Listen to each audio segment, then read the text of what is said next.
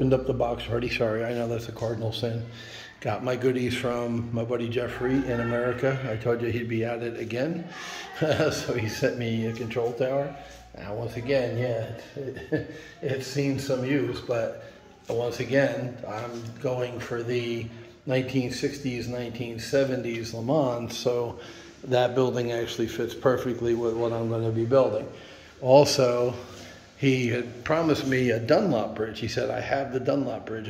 I know I have it. It's somewhere. And he looked and looked and looked, couldn't find it. So the kind of guy that he is, if you haven't figured out already from all the cars and track he gave me, he went out and bought a brand new, in the box, Dunlop footbridge. And now this is not the final resting place. You can see it's off and you want the track more in the center. But I have right now that straightaway right up kind of against the end to maximize the amount of track I get to put on this layout. And you know, right now the curve at the end, as I showed you, is taking up the whole 4 foot because it's the widest radius turn, 22.5 degrees, that Scalextric has. So if you look at a hairpin over here, move the big box real quick, you'll see from using the grabber as a measure from the end of the grabber to that black plastic pole that holds it when the grabber folds, that's the width of a hairpin. So when we come down here, I can put a hairpin here. You see the black thing up on the edge? And that will go right, not even to the middle. You see the middle is where I put that black piece in. So I'll put a hairpin here and a hairpin there. You see, I can fit 2 hairpins in the space of this one 22.5 degree radius. Those are 45 degree, they take up half the space, less than half the space. So that will let me, once I take a hairpin there, instead of the full radius track, I'll be able to put more track, more of these straights that are sitting there doing nothing, all the way down the track. And obviously take out that curve there and have a different layout, maybe an S curve or something coming off of that, or just straight down loop and loop around again inside over there, all that open space I have. I will use as much of this track as possible. But back to the opening, the Dunlop bridge, which once again, that's not its final resting place. And the control tower, the old Scalextric's control tower. I'll put some more people, get some standing people up in there. I have some painted seated people on the way with my order from UK, but this box came from Florida first. And dum-da-da-dum, kind and generous Jeffrey. And there it is. This is a car they came out with, I believe, last year. And it's the GTE, the Ford GTE. When I talked about the Nighthawk, the MG Lola Nighthawk, I said when I looked on the internet and said, what's the fastest out-of-the-box Scalextric's car? And 2 or 3 years ago, 4 years ago, that Nighthawk was it. And you saw it ran on my little oval test track. That thing ran like stink. So you could see where people said that was the fastest. I didn't oil it. I didn't chew the tires. I didn't clean it. I didn't do anything to that car. I just took it out of the box and ran it. And you know, and that's as slow as that car will ever be. You know that because as the brushes wear in and shape around the motor, the car will actually get faster. So now, 2023, to my understanding, this is hotly contested like everything else on the internet. This and the Mark IV that they came out with have a motor that is super hot, not 30,000 RPM, but they're super hot motors. They're longer, I believe, than the, I'll go ahead and open the car up and show you the inside later, not this video. But apparently it has a super hot motor. Steve up in Slot Car Corner told Jeff when he called him, don't replace the motor, just go with this one.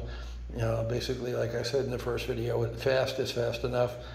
Between the Nighthawk and this GTE, you don't need to mod them. You don't need to put a motor in them. Just run the one that came. They're plenty hot, which I believe I never reached full throttle with the Lola. And it left the track, and I have the grippy paint and all that good stuff on the corners, the textured paint. So I will not run this today because I was literally in the process of hooking up the power supply that came last night. Now I've got to run to the grocery store. Real life keeps getting in the way of my hobby. So I can't run this yet because this track is not working yet, but I will do that today. I'm dedicating the day to getting this track 100% complete so any car can run around it. And then I believe he also got me brushes. So this in here. Should have opened this before. Let me pause the video. Okay, so inside the bag was a Go Georgia Bulldogs. Remember I mentioned I was a Bulldog fan, and I was doing the red and black car. Repainted the light blue orange Golf livery into a Bulldog car. It is still on the bench over there. That's getting new brushes too. So along with the Lola, the white Fly Lola, it's also getting new brushes. The Toyota is getting new brushes.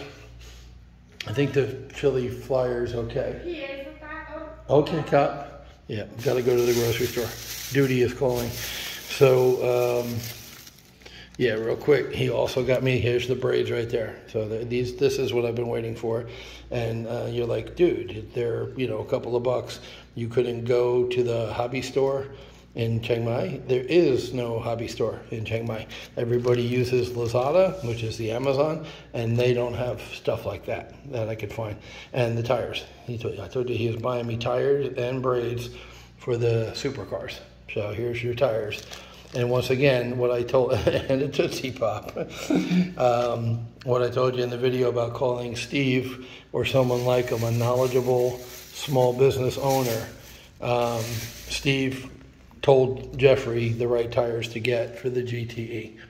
So even though it's a brand new car, the tires were made by Scalextric. All tires that come from Scalextric are made to last a long time, not grip the track the best. If you grip the track the best and have a softer compound, they're gonna wear out quicker. I'll do that, I'll sacrifice that. I'll buy more tires to have the car grip the road better, not detrack as quickly or easily, and just give me better performance. So that's it. That's the package from America I've been talking about. Got my braids, got my towers. My mission is to get this track powered up and the dead spots. I was playing with the ramp there. Get the dead spots fixed with the physical track going down. Get the dead spots fixed with the power supply.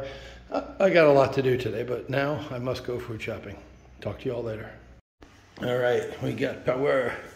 You see the little red power light is on.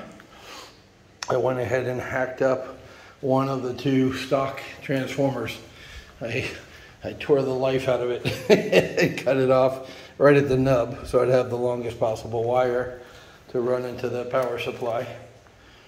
And we got 30 volts, but I had to read the instructions. God forbid I have to read the instructions, but I got the coarse all the way up and the fine all the way up. But you see it's not pulling that many amps. With a stock Scalextric car, I use either the Mustang or the Camaro, to run because they take almost anything. It will go all the way around the track, yay, with the exception of the inside hairpin, and I'll show you what I mean. So gentlemen, start your engines. Go ahead. Okay, so all right, I swear I just ran this around the track. I don't know why it's wigging out now. Maybe dirty tires after running over this dirty track. Let me try again, because I did just make a complete cycle, and the thing goes like a bat out of hell. That backstretch is a thing of beauty, but it does get stuck on the inner part of that hairpin. So let's see if we can get it to go there. There we go. Now watch. See? It like drifts, and even though it straightens itself out, it can't get over the hump. So I gotta play with this track some more to get it where it will get through there. It's a physical obstruction. I can fix that. All right, cock it back up. See, it goes down there, it goes up the hill now, no problem. Look at that straightaway. That is gorgeous. That is what I had in mind when I put this design together, is to have that great straightaway. See, it almost recovers. It spins out and goes wah, and then comes back. But you can hear the click. Hear it? Right there. So I will adjust that track, adjust the level, push it down, mush the tabs. I'll mess with it, but I'm very encouraged that it will do the whole rest of the track, including that hill and that hill up there. Okay, I slowed down too much. The trick to get up that hill, I put the ramp in. You see how high up this is now. I put the ramp in. The whole thing is to get speed going up that hill, but not too much speed. Okay, because then you'll wipe out in that corner. This grabber really does come in handy. Glad I got it. There it is. Woo! And when I get the borders in from the UK, I'll go even faster around that down that straightaway and that curve once I get a complete set of barriers and borders. They're coming. I ordered them. But anyway, yay, with the small exception to that inner hairpin, we got a car to go around the track. Now here's what's interesting. If you see the voltage, it's 30, and when I squeeze the trigger, it's 30, and the red light stays constant, right? It doesn't dim. Now, when I take the infamous Philly Flyer, because I can't use the Toyota yet because that still doesn't have brushes. They came, I just haven't put them on yet. And you know, I was working on the track and the power supply. But we take this monster that does have brushes, albeit dirty ones, but you know, hey, there's enough. Watch this. I put it on the track. I squeeze the trigger. Watch the voltage, 30.5, watch. See it go down to 14? And watch the red light. That's how I knew the stock transformers didn't have enough power. That's why I got this bad boy. But 16 volts it's taking, and look what it does to the amps. That fucking thing is drawing so much that it's not moving even with a 30 volt power supply. See the red light flicker? So I think it might be time to take a few magnets out of that car. Now you say, well, it might be that motor, that 30,000 RPM slotted motor that you talk about so much. You're so proud of. Well, looky here, 30,000 RPM motor, not as strong a magnet. Woo, and away he goes, lightning fast. He's gonna wipe out too on that corner. But you see, that doesn't draw 16 volts or 14 volts. See? So, get down there. Yeah, he has the same problem. You can hear it. It actually clicks. So once again, that's a physical track connection issue. They're just not lining up. I'll have to fuck with it, but it's all good. But you can see those red motors when this thing does run, just how quick it's getting around that track. Especially if I can get it to the straightaway. I want to show you how this thing blazes down the straightaway. Once again, the problem being stopping it. They went off the track, up the hill. The problem is stopping it before that curve, because otherwise it will just fly right off the end of that curve down there. Oh, come on, baby. There you go. Oop. Oh, no. Okay, so of course I turned the video on, so when this car went around completely before, and I also ran the Lola, the Nighthawk, completely. Now there it goes. Yeah, see how fast it went from there to there? I mean, you couldn't follow it. See, that thing just scoots. Those 30,000 RPM motors are beasts. I'm literally going on the trigger, off the trigger, on the trigger, off the trigger. Because if I hold it down full, it will de-slot immediately. So maybe that could use a stronger magnet, not, there it goes. Oh, no, this one stopped again. Son of a bitch, I don't have a dead spot there. It's just stopping there. Especially with 30 volts, I don't have a dead spot. There you go. Ooh, look at that. Look at how that just glides down those two straightaways, that side and this side. It's a thing of beauty. Those motors are beasts. I can't wait to semi-demagnetize the Philly Flyer. I won't remove all the magnets because otherwise it will just fly off the track. And get the copper braids on the Toyota and see if it does the same thing with that current drain. None of the other cars have that drain, have that reduction in voltage where they turn it. Oh, that one, I'm sorry, yeah, the slotted Porsche does too. This car, even though it doesn't have the high RPM motor, I don't think that's a stock motor. Well, same thing, I put it on the track, the light dims, the sparks fly out of the car, and you see the power go down to 14 volts, the top number. So same, and you can smell burning. So, but the stock cars run okay. You saw the Mustang pretty much make it around, and the Nighthawk. I'm afraid to put this beautiful car on the track, but it did make it all the way around, with the exception of the. Hear how smooth that is? Because it's brand new. Yeah, with the exception of the, of course, of the hairpin, which that didn't even make it to the physical problem. It just spun out. So that was driving skill. So smooth. You hear it? It just whispered. Whoa, don't get detract. Yeah, that's what I'm not going to run that anymore. It's just too beautiful a friggin' car. I'm in love with this car. I think it's the sexiest bitch on the track. I mean, it just looks amazing, and I don't want to fuck it up. It's still got the spoiler, and it's still got the mirror, and I want to leave it that way. And I know if I keep running it, it won't have either one of those. All right, let's just see real quick the new one. I should do a completely separate video for this and the unboxing, but let's just see if we can get this one to run real quick. There it goes. Oh, I gotta take the stupid thing off the bottom. There we go. And 2 spare guides. Once again, this is the Ford GT GTE. So there's a look on the underside. Brand new brushes, never run. And yes, I should oil this and break in the motor and all that good stuff. I will, but I just want to see how she runs, because the reputation is it's faster than the Nighthawk. Right now, the Nighthawk's the fastest stock car I have. Of course, it's not as fast as the Philly Flyer or the Toyota or even the Jaguar that was going around the track. Again, smooth. Wow. Oh, it made it! Holy shit! The GTE made it around that corner. Oh my gosh, so smooth. So smooth. It's a whisper. It's just like the Nighthawk, just quiet as hell. Man, what a difference between the new cars and the old cars.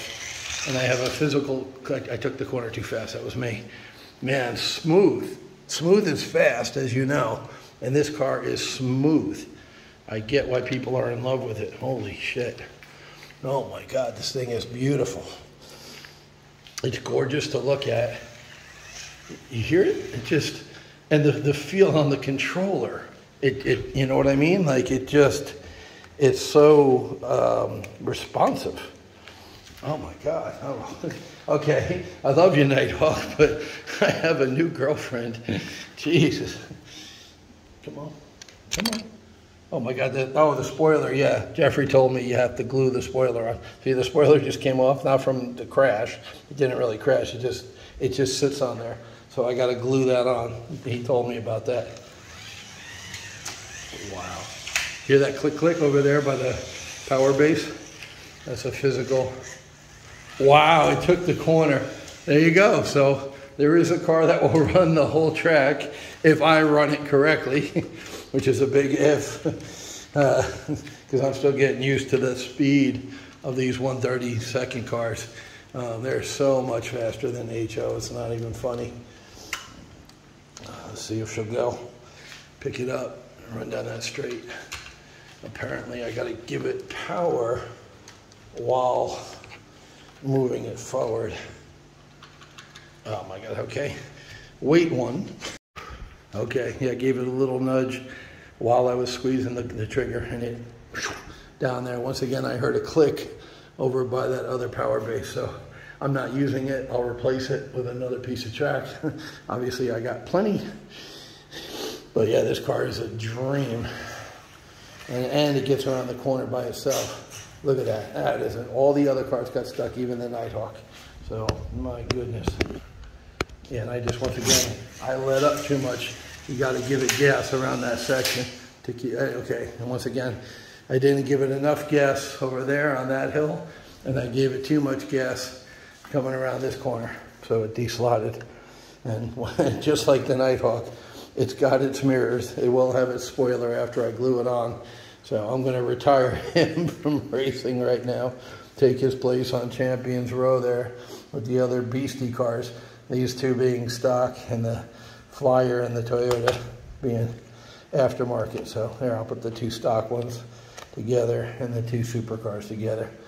A thing of beauty. I'm very impressed with Scalextric's two offerings.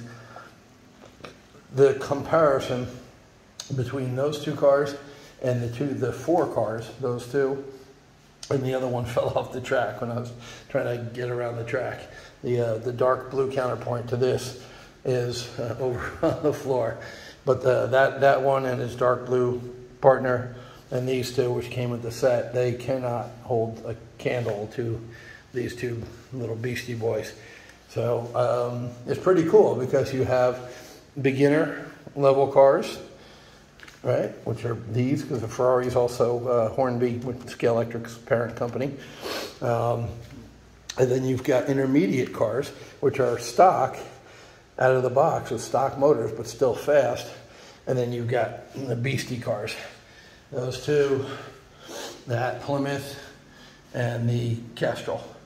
So I will do some, and I would say the Lolas are intermediate also. I don't think they're as fast as the Toyota and the, oh, there goes the bridge, oh dear. Pedestrians can't cross anymore. Oh dear, we had a bridge fall down. I would say the Lola is, you see it doesn't draw the current that the Flyer does. All right, we're gonna have to take that one to the bench. It is not drawing, there it goes. Okay, go around the track. Show me, we're just blinking a little bit. And it is going down, there you go. It is going down to 15. I have to do some research and find out why on certain cars it drops that voltage down from 30. That's not normal. So I'll figure it out. The other last tip, I always try to give a couple of tips. You see, I have baby wipes here. Moisturized lotion baby wipes. You pull up and wipe a baby's butt. No, I don't have a baby. No, I'm not taking a dump and coming in here and wiping my butt. Use it to clean the track, and it actually does a pretty good job. Instead of a damp rag, I use the baby wipes. I haven't seen that on YouTube before. I'm using it, it works, so here's a tip for you. There's another, and these aren't cheap here. I know less than $1 for that bag. So for less than $1, I've got moist towelettes right here, right at the track. So I've been using the last 2 times I cleaned the track, and yes, I've been cleaning the track. You're like, why is this track so nasty? It's old, brother. It's been rode hard and put away wet. It's just old. Jeffrey's track looks a lot nicer. You can see all those straights over there on my little Mulsanne straight. That's all Jeffrey's track except for the power base, and that's in good shape. You know, it's clean. It's not like this at all. And you can even see down past the power base where I used some of the set track. You can just see the marks, the kind of grayish marks. And over there too, over here, you see, you can instantly tell the set track from the track I got from him. So anyway, this has arrived. The car is here. I'm beyond pumped. I know I'm not jumping up and down enjoying going, oh goody, but I am inside. Trust me, my heart is bursting. I'm super excited about all of these cars, but especially the two that run so good that are basically stock. So that's it. I've got the power supply hooked up, and I made it all around the track with one car. This is the GTE, which is within a year, I think. It might be in last year's offering. It's new. This is a new product, a new car. So cool. CM Slots out.